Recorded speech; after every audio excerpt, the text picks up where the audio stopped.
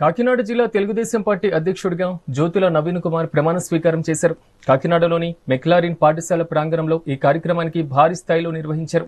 ఈ కార్యక్రమానికి కాకినాడ జిల్లాతో పాటుగా జగ్గంపేట నియోజకవర్గం నుంచి భారీ స్థాయిలో తెలుగుదేశం పార్టీ కార్యకర్తలు హాజరయ్యారు. అలాగే తెలుగుదేశం పార్టీ జోనల్ 2 అధ్యక్షుడు సుజన కృష్ణ రంగారావు ముఖ్య అతిథిగా హాజరయ్యారు. ఈ సందర్భంగా తమకు ఇచ్చినటువంటి పదవిని ఎంతో బాధ్యతగా నిర్వహిస్తానని జ్యోతుల తెలిపారు.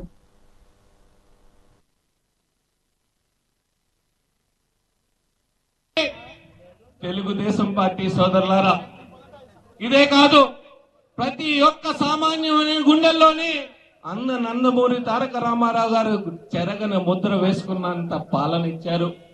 తర్వాత చంద్రబాబు నాయుడు గారి గురించి చెప్పక తప్పదు.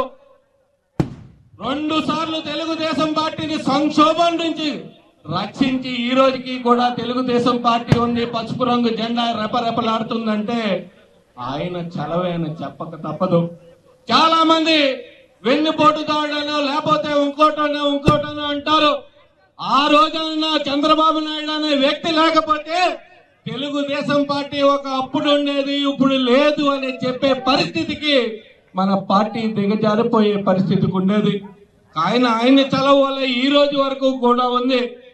ఆయన పార్టీ ముఖ్యమంత్రి అయ్యాడే గాని రాష్ట్రాన్ని సంక్షేమంతో పాటు అభివృద్ధిని పరుగులు పెట్టిస్తూ రాష్ట్రాన్ని అభివృద్ధి చేసి భావి తరాల భవిష్యత్తుకి బంగారు బాట వేసిన వ్యక్తి చంద్రబాబు నాయుడు అని చెప్పక తప్పదు.